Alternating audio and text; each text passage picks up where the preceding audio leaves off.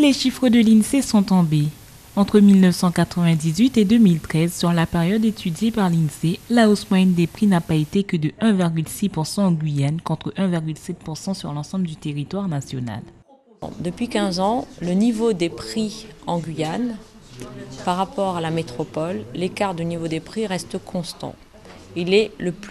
En Guyane, le niveau des prix par rapport à la métropole est le plus élevé, il est en moyenne de l'ordre de 13%. Donc le niveau des prix est plus important ici en Guyane et l'écart de prix est encore plus important sur le poste alimentaire. Il est de l'ordre de 37%. Les écarts ne se réduisent pas entre l'Hexagone et la Guyane. Énergie, eau ou encore alimentation, avec un écart de prix moyen de 13%, la Guyane a le plus fort des DOM.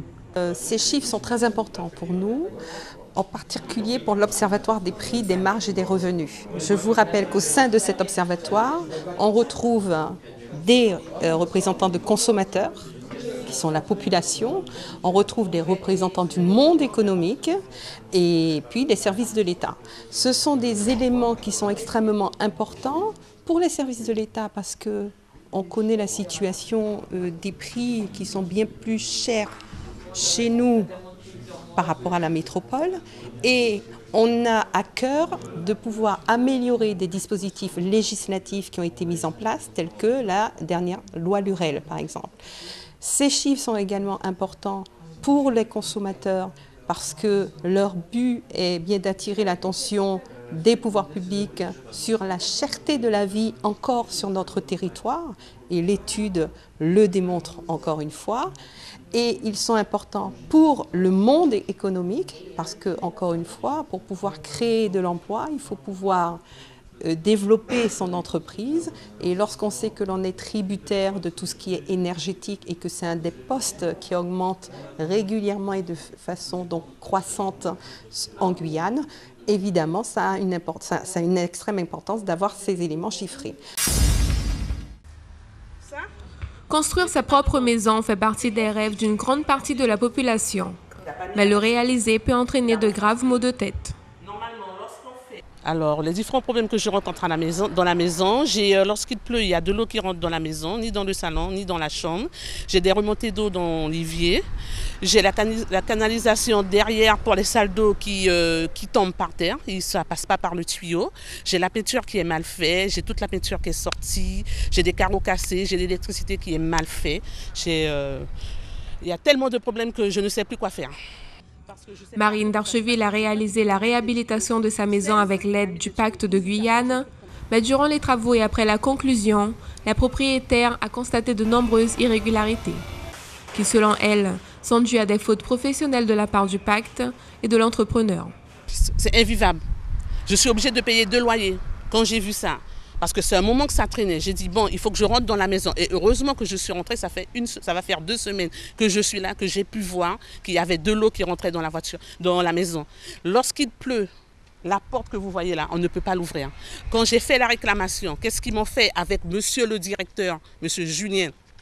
Il a fait mettre des taquets sur les portes pour pouvoir tenir la porte parce que c'était gonflé, parce qu'il y avait des creux. Moi, je trouve que ce n'est pas normal. Une maison qui vient juste d'être faite et c'était même pas encore livré, il y a des choses mal faites. Derrière, j'ai rouspété. Pourquoi derrière? Parce que la plomberie qu'ils ont fait n'était pas bon. Si vous voyez ça, au lieu de mettre un... Je ne sais plus comment ça s'appelle, le monsieur, il a brûlé le tuyau et le tuyau ne reste pas. L'eau coule par terre. Il devait faire une fondation, faire un canal, je ne sais pas quoi, pour mettre le tuyau en dessous de la terre. Le tuyau est à vue d'œil, n'importe qui peut le casser. Qu'est-ce que monsieur le directeur m'a dit? Vous n'avez qu'à remblayer, vous n'avez qu'à faire une barrière pour que les gens ne puissent pas rentrer. Je prends l'argent où? Eux, ils ont déjà mangé tout l'argent. Comment je fais pour faire une barrière? Selon le directeur du Pacte de Guyane, la problématique est due à un problème personnel entre la propriétaire et l'entrepreneur. Le Pacte aurait fait le possible pour apporter des solutions et reste ouvert au dialogue. Le Pacte de Guyane est une association qui fait partie d'un réseau national. Elle a pour mission d'aider les propriétaires à monter un dossier de financement pour obtenir une subvention de l'État, de la région ou du Conseil général pour améliorer leur habitat ou construire. Le Pacte de Guyane existe depuis 1987 et peut intervenir sur l'ensemble du département. L'association a participé à l'amélioration de plus de 2800 maisons et à la construction de plus de 3000. Alors ce sont essentiellement des critères d'ordre financier par rapport au plafond de ressources, puisque ce sont des aides publiques. Donc il y a des plafonds de ressources au niveau de l'État et il faut donc être en dessous des plafonds de ressources en fonction de la composition de la famille pour avoir droit donc à une aide de l'État, donc une aide pour le montage du dossier dans le cadre du pacte. On est aussi sur la construction neuve, notamment l'accession sociale à la propriété, donc avec des personnes qui soit possèdent déjà un terrain, qui sont propriétaires et qui souhaitent monter une construction neuve, mais à condition effectivement aussi qu'on a des plafonds de ressources qu'il faut respecter. Jusqu'à la fin de ce reportage, nous n'avons pas réussi à joindre l'entrepreneur chargé de la construction.